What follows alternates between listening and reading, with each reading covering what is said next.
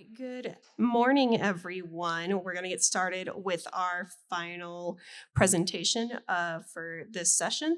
This is Mr. Sean Montgomery. He is a public participation specialist for the Department of Energy Office of Legacy Management. He oversees the public affairs and outreach on the Navajo Nation. The leads operation for the Atomic Legacy Cabin Interpretive Center, which I'm sure some of you are going to tomorrow. Here in Grand Junction, and he also oversees our STEM project with the LM program, and he holds a master's degree from Purdue University and is a veteran of the United States Army 1st Infantry Division. Thanks.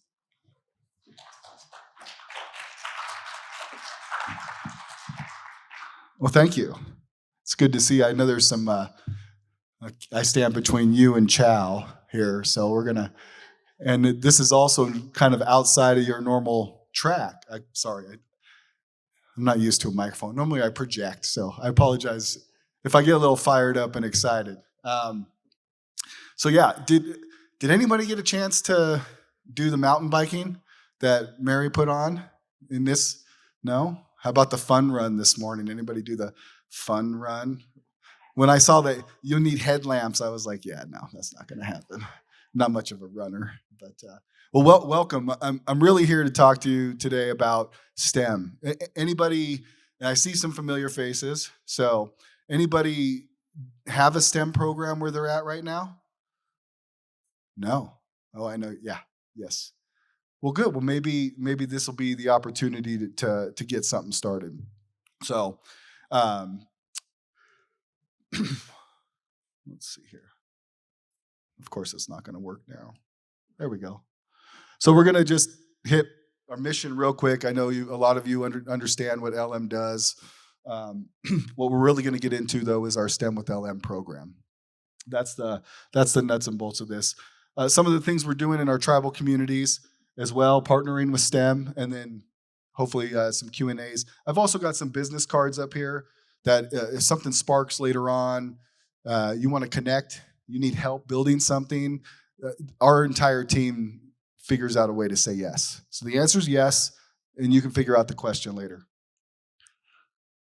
All right. So LM, you guys have probably seen this map through other presentations. You know, LM's primary mission is to protect human health and the environment, and we oversee over 100 legacy sites that played a role in the Manhattan Project and our Cold War era nuclear defense production. We got that out of the way. Let's get to the fun stuff. STEM with LM. So this is a program that started in 2019. The development started in 2019. Its primary goal was to engage the public in STEM education. Okay. Some of the things that we use our STEM with LM program for is we also integrate that with the 3 interpretive sites that we have under our portfolio. And some of you at 7:30 a.m. tomorrow will be coming to see me and my awesome team down at the Atomic Legacy Cabin. So that's a plug, 7:30 a.m. It's pretty cool. I'll talk about that here in just a quick minute. But one of the other things, we have a presence on the Navajo Nation as well. We have a fully staffed outreach office in Window Rock, Arizona.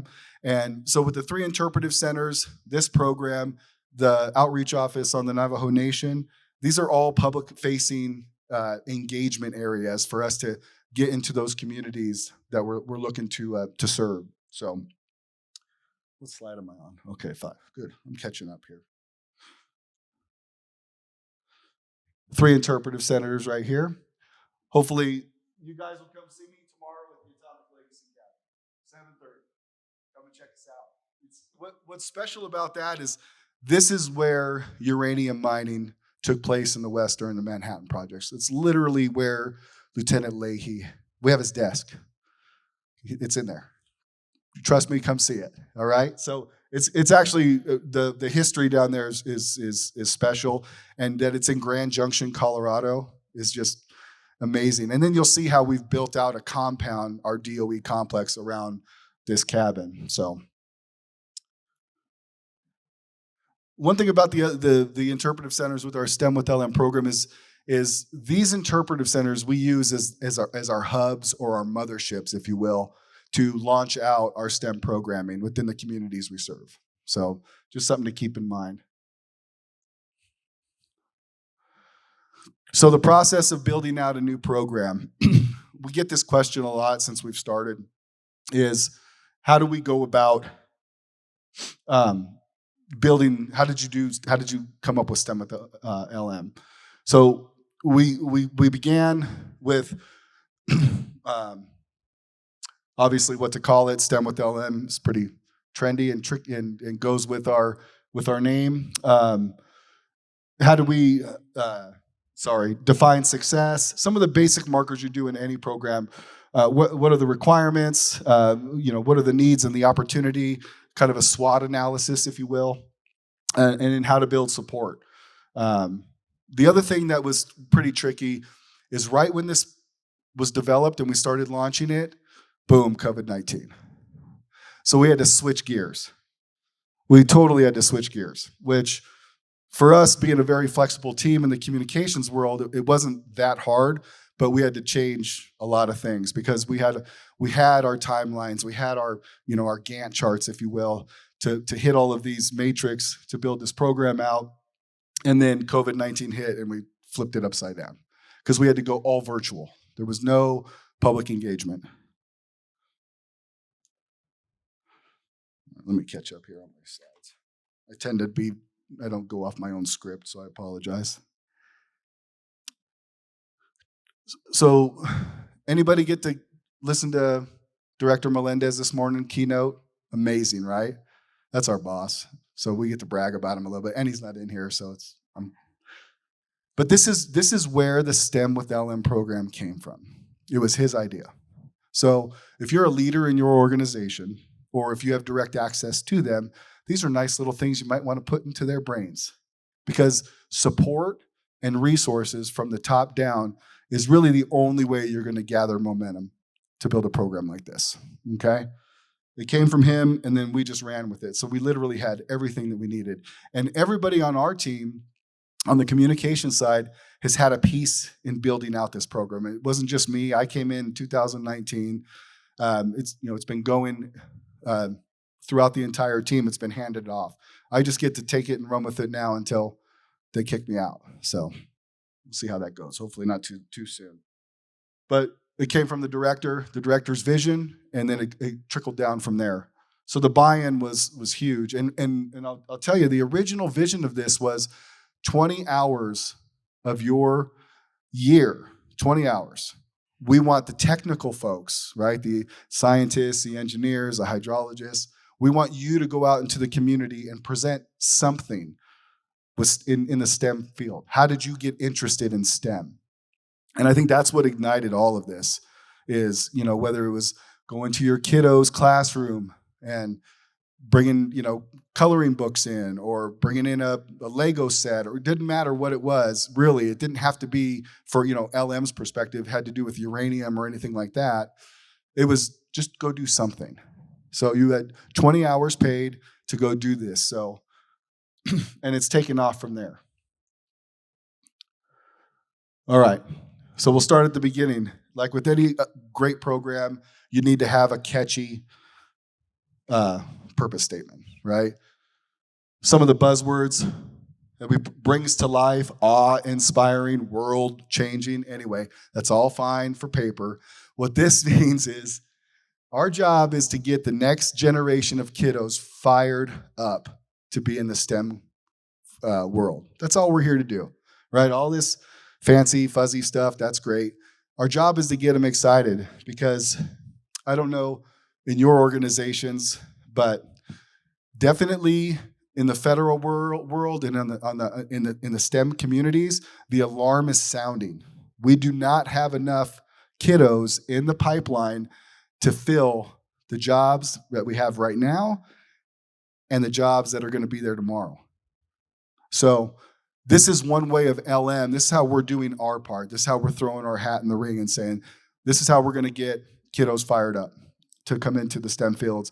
Try to take away some of the things that scared me from it, right? I went to the communication side, right? So I'm not a hydrologist and engineer. I don't operate on that level. However, I've learned a lot. And had I known what I know now, I may have, I may have. So that's our job, is to figure out a way to get them excited to join us.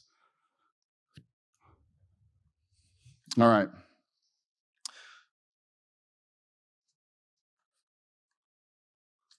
Slide 10. Good. So in the mantra of plan to work and work to plan, our team worked together to break down, this big STEM idea, and just as you heard many times, small bites out of the elephant, and we'll get it chewed up. But as you can see, flexibility was a part of building this plan, and it required a lot of input from the technical side, which I don't know if you technical folks, raise your hand. Yeah, exactly. So we had to decipher what you were saying so normal people could understand, and then figure out a way to build a program around that. So that literally took a lot of time, right? So, some of the stuff that was easy for y'all to, of course I understand that. It was, if I understood it, then thumbs up. We were in a good spot. Okay. So anyway, kind of the normal plan of adjustments. We had to build a budget. Obviously, it was a ballpark budget, because like I said, this thing has really taken off and grown. Assign staff and figure out who had the resources and who really, that's the other thing, who wanted to do this. Not everybody wants to go sit in a classroom and talk about this stuff. Unlike some of the folks here, we literally have an amazing team on the LM side, on the technical side that go into the community whenever asked. And those are the things we're looking for to have a successful STEM program. So one of the last things, like I said, is we had to build, I know this sounds simple, but we had to build a web page. And when you're talking about STEM, again, we put that last on the list. We're like, let's do all of this stuff, and then we'll build out a web page. Well, then COVID hit. Flip that to the top, right? That was the first thing we had to be flexible on and adjust to, so we can get people to start engaging with LM, because we weren't able to be in the communities or in the classrooms with them. So we did. That was a huge accomplishment for us, and we were very excited that we were able to be flexible, reprioritize, and get this done, because the engagement was huge on that. And it gave teachers, parents, homeschoolers, basically everybody was a homeschooler at that time. It gave them something else other than what they were getting from the school districts, also trying to jump through hoops and put everything online to get this done. So if you haven't checked out the STEM with LM webpage, please do. Check it out. It's very interactive. Some of the things you'll see on there too is who we partner with. We always brag about the relationships and the partnerships that we have, because they're doing great things as well. Side note, Ask LM. We have a tab on there where you can send us a request or a question. Last week, we had a high school student who is doing a project for the Manhattan Project, and is doing a project for the Manhattan. Yes, so he's doing something for the Manhattan Project. We just happen to have two subject matter experts. One's PhD, who's like, sure. Reached out to him last week. That kiddo now has the DOE historian who's going to help him build out the Manhattan Project. So I'm expecting big things out of that kid. So, and then we'll reel him in to work for LM one day. We'll see how that goes. So, but that's the whole point, is to get them fired up, excited, support them through their growth. The branding of STEM with LM, the DOE, legacy management. Hopefully, when they go to do their postgraduate internships and all, maybe they sign on with us. And that's because we're all going to be hunting down the same pot, right? We're all going to be, from the private sector to the public to the federal, we're all going after the same crop of kiddos. So that's the big alarm that's going on in our industry right now.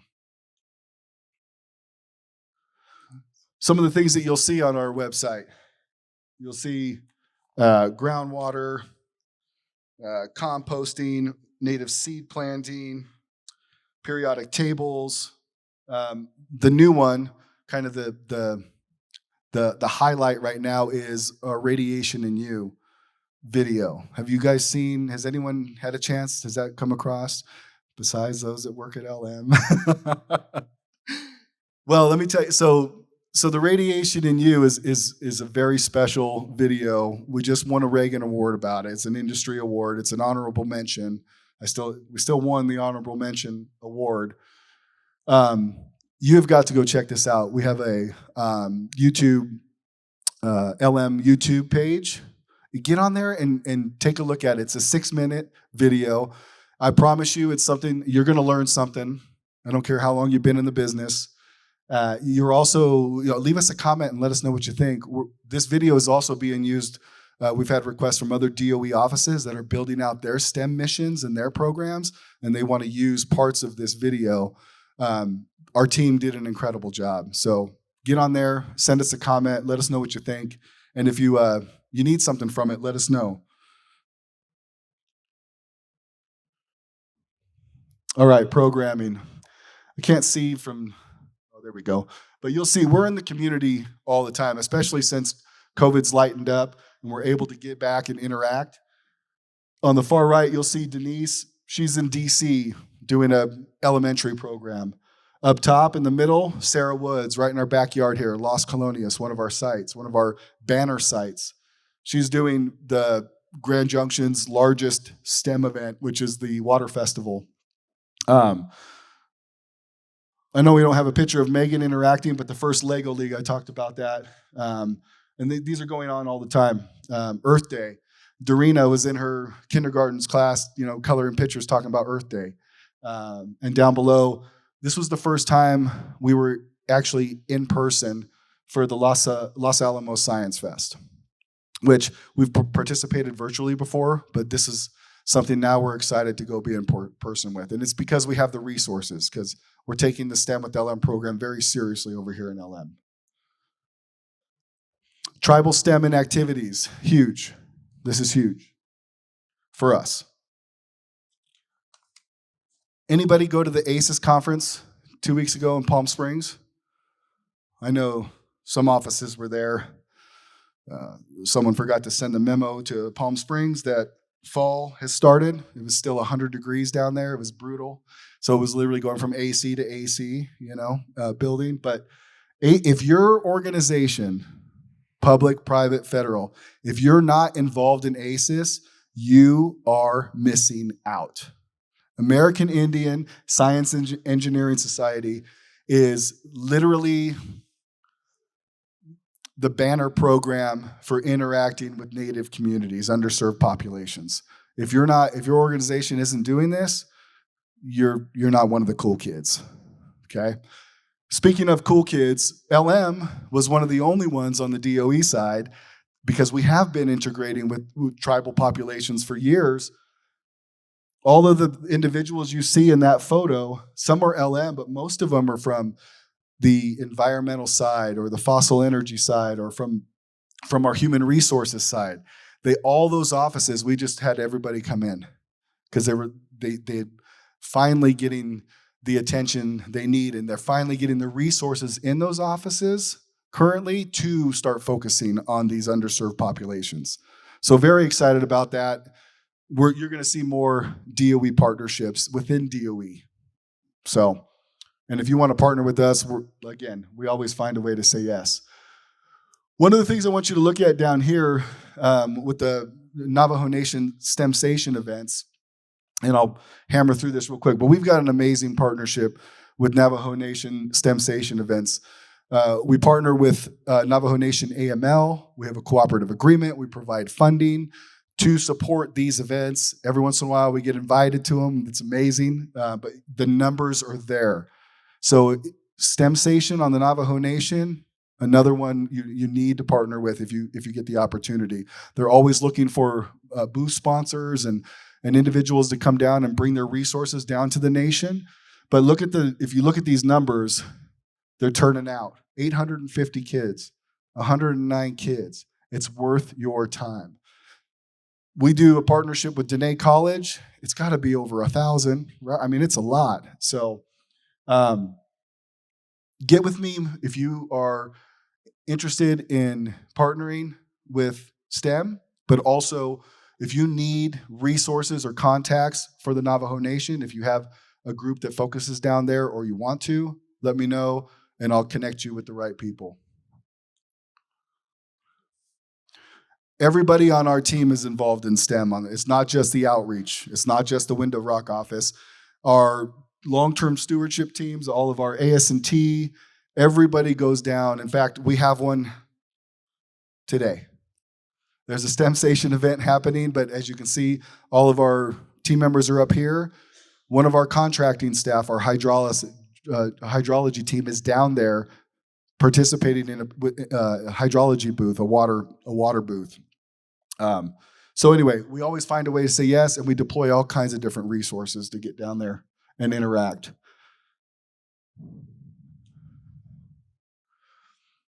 This is new. We started this last year, just after things had loosened up a little bit. On the Navajo Nation, things are pretty still tight with COVID stuff, but we had the opportunity to meet Miss Navajo Nation. Anybody familiar with that office? Incredible.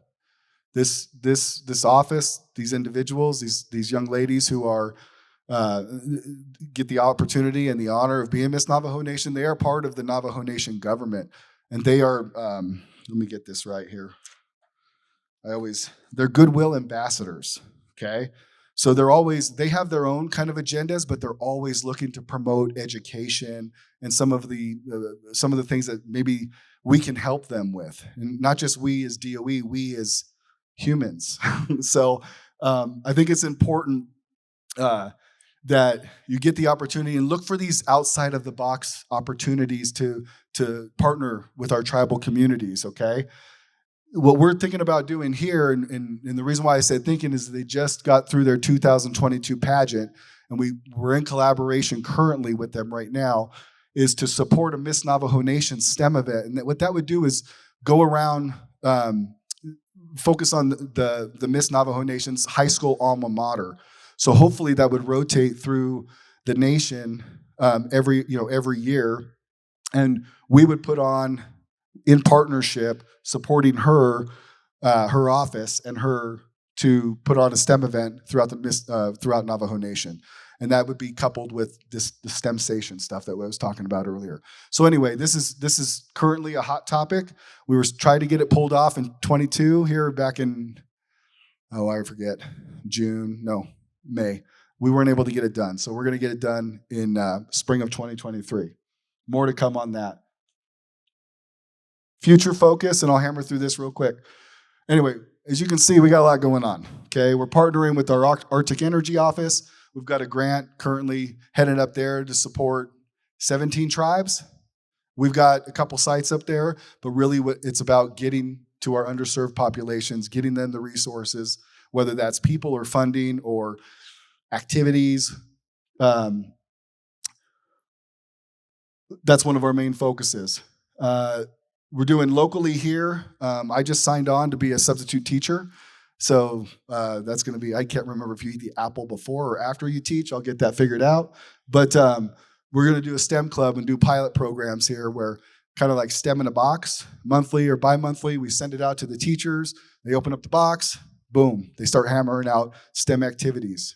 Okay, so it should be pretty fun. And then we, like I said, here and around our interpretive centers, we have resources so they can actually talk to an engineer, talk to a scientist. Last one is grants, New Mexico Grants Mining Museum and the school district down there. We are going to be putting on a big STEM event with them in partnership with them in early 2023. So again, we're just figuring out ways to get out into the community and share our knowledge with these kiddos. I'm way past time. You're awesome. Thank you. That's all I have. Any questions?